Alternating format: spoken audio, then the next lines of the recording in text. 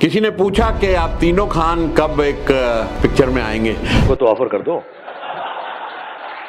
बेटा, चड्डी बनियान बिक जाएगी तीनों को साइन करते करते। वहीं अंबानी ने इन तीनों को एक स्टेज पे नचा दिया। हमारे यहाँ पर अगर मैं बात करूँ, कोई आदमी 25-50 करोड़ रुपए कमा लेता है, वो इंसान को इंसान नहीं समझता। क्या 1 करोड़ कमाने वाला आदमी 50,000 में शादी करता है? सोच के देखिए। पूरे के पूरे हर फंक्शन में प्योर वेजिटेरियन फूड।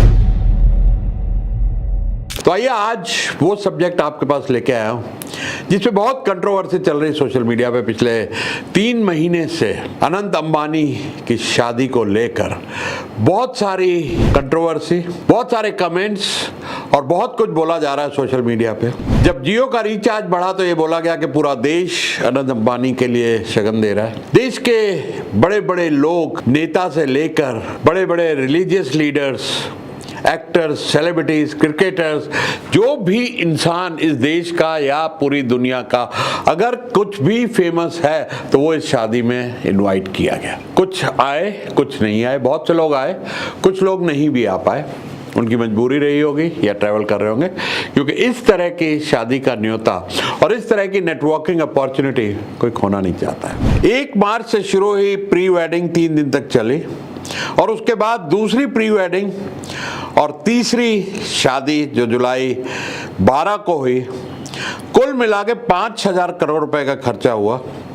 तीनों खान से लेके रिहाना और दिलजीत दोसांझ, जस्टिन बीबर, अरिजीत सिंह और ना जाने किस किस को नहीं नचाया गया। कहते हैं ना, पैसा फेंक तमाशा देख। यही सब हो रहा था। और यही नहीं, इसके अलावा नीता अंबानी की अपनी बहू को 345 करोड़ रुपए की साड़ी गिफ्ट में देना, अनंत अंबानी को अपने ग्रूम्समैन को 2-2 करोड़ की घड़ियां देना, नीता अंबानी के 500 करोड़ का नेकलेस और 8 करोड़ की रोल्स रॉयस, अनंत अंबानी की पहनी हुई 65 करोड़ की घड़ी जिसको देख के मार्क जुकरबर्ग के भी होश उड़ गए। बहुत से लोगों ने ये कहा कि इतना पैसा गरीबों में बांटा जाता, ये पैसा कोई सही जगह खर्च होता। तो आइए मैं आपको एक दूसरा पहलू भी बताता हूँ। एक पहलू तो जो मीडिया ने बताया और बहुत से लोगों ने कमेंट किए कि बहुत दिखावा था, एक पैसे का नंगा नाच था, बहुत ज्यादा लेविश और फिजूल खर्ची हुई और यही पैसा अगर गरीबों में बांटा जाता, बॉम्बे में इतना स्लम है, देश में इतनी गरीबी है, उनकी कुछ मदद की जाती। ये सारी चीजें एक तरफ और दूसरी तरफ एक बिजनेस दृष्टिकोण से मैं आपके सामने रखूंगा कि क्या ये सब खर्चा जायज था, उसके पीछे का बिजनेस एंगल क्या था, सही है या गलत है, फैसला आपके हाथ में है। क्योंकि जनता का फैसला होता है, उसके आगे किसी की चलती नहीं है। तो मेरा काम है फैक्ट्स रखना आपके सामने। एक तरफ के फैक्ट्स जो लेविश और बड़ी बड़ी बातें वो सारी आपके सामने मीडिया ला चुका है, क्योंकि दूसरी तरफ की बातें मीडिया नहीं लाता है, क्योंकि मीडिया को वही चीज़ें अच्छी लगती है जो गॉसिप हो, जिसमें सेंसेशन क्रिएट हो, जिसमें ज़्यादा से ज़्यादा व्यूज़ मिले। दूसरी तरफ जो कुछ अच्छे काम और बिजनेस एंगल इस शादी के पीछे हुए हैं वो मैं एक एक करके आपके सामने रखूंगा। तो सबसे पहले आपको ये बता दूं कि इस तरह का खर्चा एक कंपनी का मालिक कंपनी के पैसे से नहीं करता। अगर जियो का रिचार्ज बढ़ा है तो अंबानी की अपनी जेब में नहीं गया, वो कंपनी में गया है। अंबानी को या किसी भी प्रमोटर को सिर्फ और सिर्फ उसकी सैलरी मिलती है, उसके जो शेयर होते हैं उसकी एक वैल्यू होती है, अगर वो शेयर बेचे तो उसके पैसे मिलते हैं, या अगर कंपनी प्रॉफिट बांटती है सब शेयर होल्डर्स में तो प्रमोटर को, मालिक को भी उसके शेयर के हिस्से का प्रॉफिट मिलता है। जैसे मेरी कंपनी में भी कई सारे इन्वेस्टर हैं और वहाँ पर हम लोग सैलरी उठाते हैं। अगर हमको कोई सैलरी बढ़ानी है तो बोर्ड की परमिशन लेनी पड़ती है। अगर कोई कंपनी के नाम से गाड़ी खरीदनी है तो बोर्ड की परमिशन लेनी पड़ती है। हाँ, हम अपने पैसे से सैलरी लेके कुछ भी खर्चा करें, कोई रोकने वाला नहीं, हमें किसी से पूछना नहीं है, क्योंकि हमने उस सैलरी के ऊपर, उस प्रॉफिट के ऊपर पूरा टैक्स दिया है। और यही अंबानी ने भी जो कुछ खर्चा किया अपनी नेटवर्थ, जी हाँ, ये उसकी नेटवर्थ का 5,000 करोड़ रुपया खर्चा है। नेटवर्थ का आधा % है, चाहे वो 5,000 करोड़ रुपया हो। अब अगर बात करें इंडिया के मिडिल क्लास की, तो जो आदमी 1 करोड़ रुपए कमाता है उसकी नेटवर्थ आधा % हुई 50,000।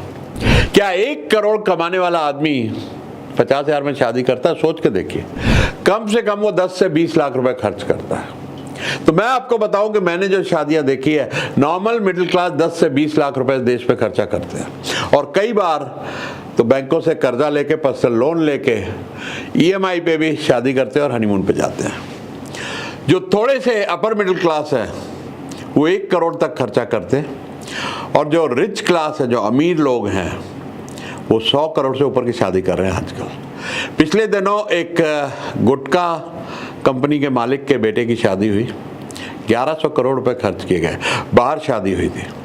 लेकिन क्योंकि वहाँ पर मीडिया तक बहुत बातें पहुँचती नहीं है, ना अलाउ करते हैं, तो अंबानी ने ऐसा क्यों किया कि सारे के सारे चैनल मीडिया वहाँ पर पूरे तैनात थे अपनी टीम को लेके, कैमरा को लेके, और पूरी वेडिंग कवर की जा रही थी और रेगुलर हर चैनल पे दिखाई जा रही थी।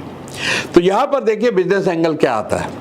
अगर एक बिजनेस को ऐड चलानी हो, आईपीएल में ऐड चलानी हो, सोच के देखिए कितने पैसे लगते हैं। करोड़ों रुपए खर्च के, शायद 5000 करोड़ खर्च के भी अंबानी इतनी माइलेज मीडिया की, टीवी की, और इतने व्यूज, 125-30 करोड़ लोगों ने रेगुलर ये वीडियो देखे हैं। तो कितनी बड़ी ब्रांडिंग एक्सरसाइज हुई। कोलैबोरेशन की बात करें तो मार्क जुकरबर्ग के साथ व्हाट्सएप, मेटा के पास डेटा है, 75 करोड़ इंडिया के यूजर्स है, जियो के पास 25 करोड़ यूजर है। दोनों का कोलैबोरेशन में एक बहुत बड़ा डेटा सेंटर बन रहा है चेन्नई में। 100 करोड़ यूजर्स का डेटा जियो के पास आएगा। और मुकेश अंबानी का कहना यह, मुकेश अंबानी का क्या, ये हम सब जानते हैं कि data is new oil. Data एक नया ऑयल है, एक नया तेल है। जिसके पास आज डेटा है उसके पास सब कुछ है।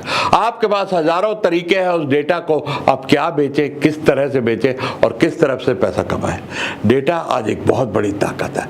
तो ये तो हुई कोलैबोरेशंस, ब्रांडिंग एक्सरसाइज। उसके अलावा सोच के देखिए, बिल गेट्स, मार्क जुकरबर्ग 3-3 दिन जामनगर में आए, कई 100 प्राइवेट प्लेन वहां पर आए और इंटरनेशनल एयरलाइन वहां पे लैंड हुई। कितना बड़ा टूरिज्म। और ये लोग वो लोग हैं जिनसे 3 मिनट की अपॉइंटमेंट नहीं मिलती है। वो अंबानी के यहाँ 3 दिन आए। शायद उनको भी बहुत इंटरेस्ट है इंडिया में और रिलायंस के साथ किसी भी तरह की कोलैबोरेशन और बिजनेस करने में, अदरवाइज ऐसे ही कोई नहीं आता है। तो ये सारे एंगल्स के चलते अंबानी ने बिजनेस की पूरी माइलेज इस शादी के लिए लिया। एक नॉर्मल बिजनेसमैन यही करता है। मुझे याद है आज से 30 साल पहले मैं अहमदाबाद में एक कपड़ा मिल के मालिक के बेटे की शादी में गया था। वहां पर मैं हैरान था, मेरा पहला एक्सपीरियंस था जिंदगी का कि 1000 लोगों से ज्यादा की शादी अटेंड की। तो मैंने उससे पूछा, भाई इतनी भीड़ क्यों कर रखी है? कहता भाई इतना रसूख है, इतने लोग हैं, इतने ग्राहक हैं, हमारे हजारों ग्राहक है। यही तो एक मौका होता है उनको बुला के उनकी इज्जत करने का, उनके साथ संबंध बढ़ाने का, क्योंकि business is all about relationship.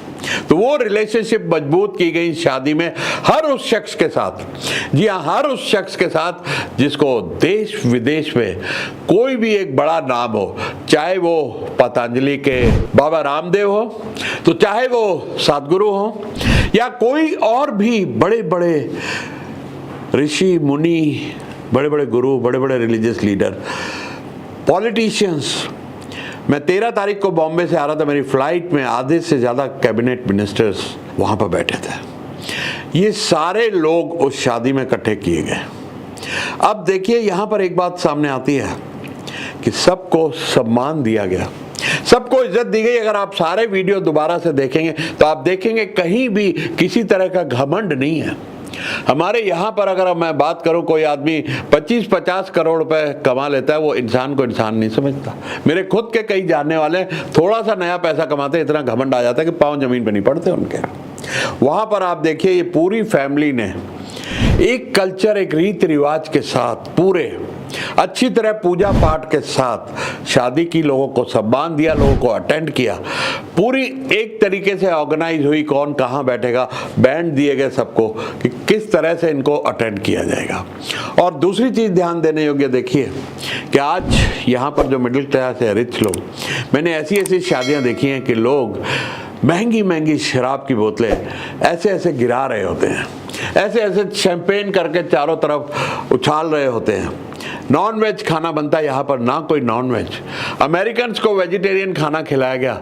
मैं जानता हूँ, मैं अमेरिका में कई साल रहा हूँ, ये लोग तीनों टाइम नॉन वेज खाते हैं। नाश्ते में इनके सॉसेजेस, ऑमलेट, पोर्क और बीफ और बहुत सारी ऐसी चीज़ें होती हैं।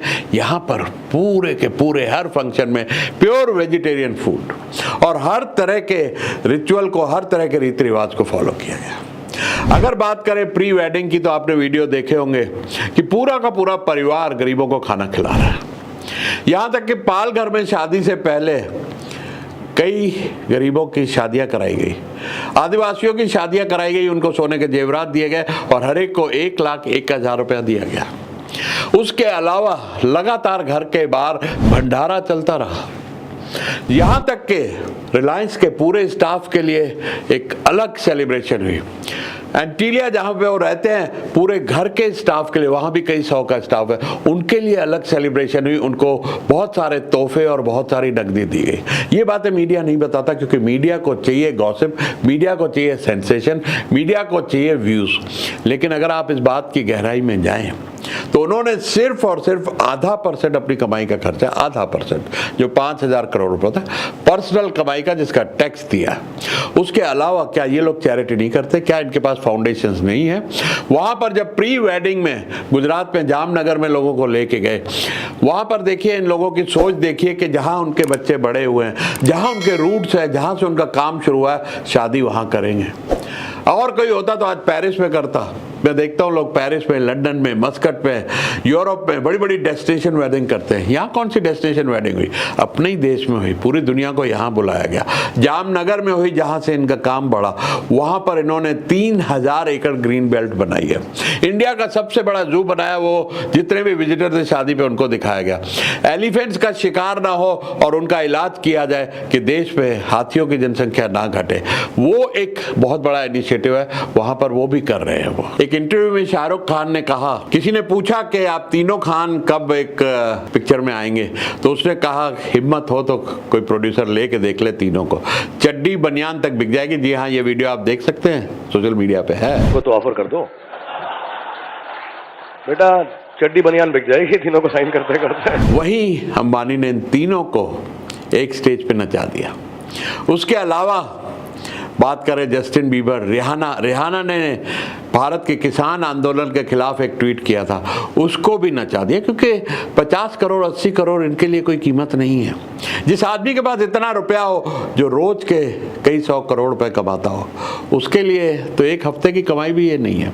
तो ये सारी चीज़ों के चलते यहाँ पर मैंने देखा कि एक ही फ्रेम में किम कार्दाशियन और ममता बनर्जी, दूसरी तरफ धोनी जिसने 2 वर्ल्ड कप पे उतना डांस नहीं किया जितना इस शादी में डांस किया, जिनको मिस्टर कूल कहते हैं। तो ये बड़ी कमाल की शादी थी दोस्तों। ऐसी शादी तो सिर्फ फिल्मों में देखने को मिलती है। तो दोस्तों एंड में मैं यही कहूँगा कि इस शादी के जरिए मुकेश अंबानी ने कई चीज़ें अचीव की। पहला, अपनी कंपनी की ब्रांडिंग। इतने मीडिया चैनल्स पे, इतनी खबरों में अगर आप ऐड डालना चाहे तो 5,000 करोड़ रुपए में भी इतनी माइलेज नहीं ले सकते जितनी इन्होंने शादी करके ली। दूसरी बात, इमोशनल एंगल। आखिरी शादी है घर की, क्यों ना खर्च करें। हर आदमी के कुछ इमोशन होते हैं, हर आदमी की कुछ भावनाएं होती हैं, हर आदमी अपनी हैसियत के मुताबिक, और कई लोग अपनी हैसियत के बाहर जाके भी इस देश में शादियों पे खर्चा करते हैं। तो अगर इन्होंने भी किया तो क्या गलत किया। उसके अलावा कोलैबोरेशंस, जहाँ कहाँ नहीं आज रिलेशन बने इनके, जहाँ इतने नेता, इतने रिलीजियस नेता, इतने सारे स्पिरिचुअल गुरुज, इतने सारे बड़े बड़े एक्टर, क्रिकेटर, आज अंबानी के बिजनेस को इसका बहुत बड़ा फायदा होने वाला है। तो एक तरफ तो शादी की खुशियाँ, दूसरी तरफ अपने इमोशंस, और घर में सबने खूब मिलके 3-4 महीने सेलिब्रेट किया, डांस किया, नाचे, खुशियाँ जाहिर की। दोस्तों ज़िंदगी एक ही है। हम लोग कोई भी मौका मिलता है, आज हर परिवार में कोई शादी होती है, 3 दिन से लेकर 7 दिन तक खुशियाँ चलती हैं, रिश्तेदार आते हैं, दोस्त होते हैं, डांस गाना होता है। इसका थोड़ा स्केल बड़ा हो गया। वो स्केल शायद हमारे आपके लिए बड़ा है, लेकिन अंबानी के लिए बहुत छोटा है। तो इसको एक दूसरे नज़रिए से देखिए दोस्तों। उसके अलावा अगर इतना सारा पैसा खर्च होता है तो कितने लोगों का बिजनेस चलता है, वेडिंग प्लानर से लेके टेंट वाले, लाइट वाले और भी बहुत सारे कार रेंटल वाले, कितने लोगों को तो ये 5,000 करोड़ रुपया अंबानी की जेब से निकल के देश की अर्थव्यवस्था में आया है ना। बहुत लोगों को बिजनेस मिला है और बहुत लोग को फ़ायदा भी हुआ है। पैसा बजाय तिजोरी में रहने के अगर बाहर आए और अर्थव्यवस्था में घूमे तो ये देश के लिए भी तो अच्छा ही है।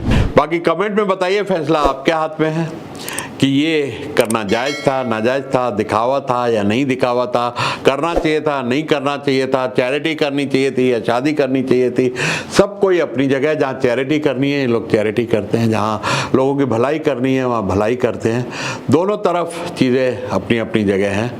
फिर भी कमेंट में आप बताएंगे कि आपका क्या कहना है इस बारे में। शुक्रिया।